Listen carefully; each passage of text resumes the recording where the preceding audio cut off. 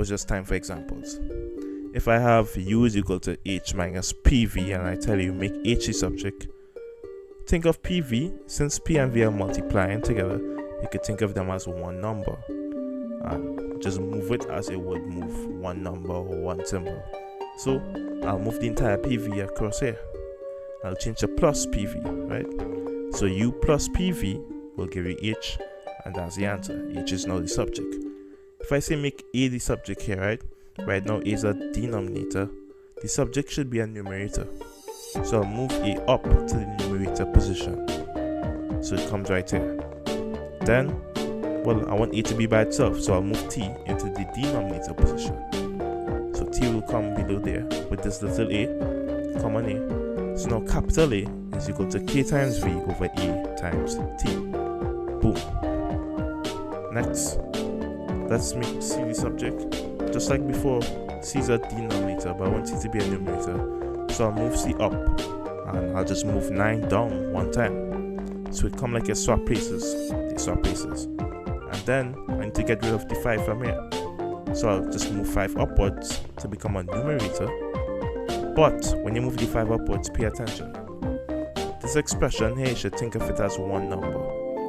And if you're moving 5 up here, 5 needs to multiply both parts of the expression. So I put it in brackets so you don't make any mistakes.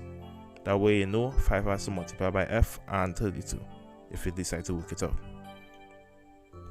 And yeah, we get the equation for c. Now let's say we have a square root right there, right? Now we have a special ways to get rid of a square root.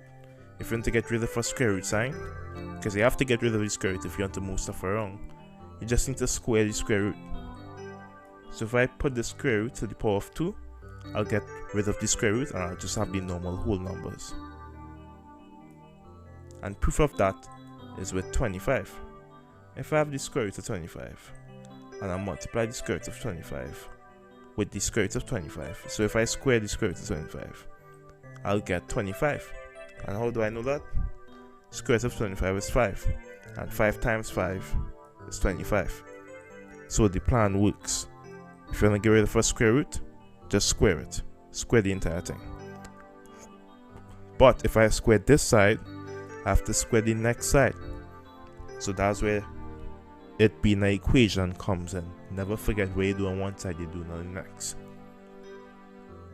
So since I squared this side, I can get rid of the square root, and now I can just find w1. So I'll move w1 into the denominator position. So w squared, sorry, move w2. So w squared over w2 will give you w1. And finally, if you have a power on the symbol that you are looking for, so here we have f is equal to mv squared over r, but we're looking for v. So we just get v by itself, v squared by itself like we do normally. R will be up in the numerator position, m will go down to denominator. F times r over m will give you v squared. Now I just need to make v squared into v, because I don't want v squared, I want v. So I'll just get the square root of v squared. That's all, and that'll give you v. But if I get the square root of this side, I have to get the square root of the next side. So that's what we do here.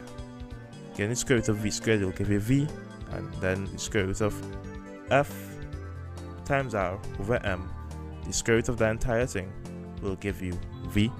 And there we have done it. We have changed the subject of the formula, and now you can change the subject of the formula of anything and everything. So with that, using knowledge wisely, you can leave the video now.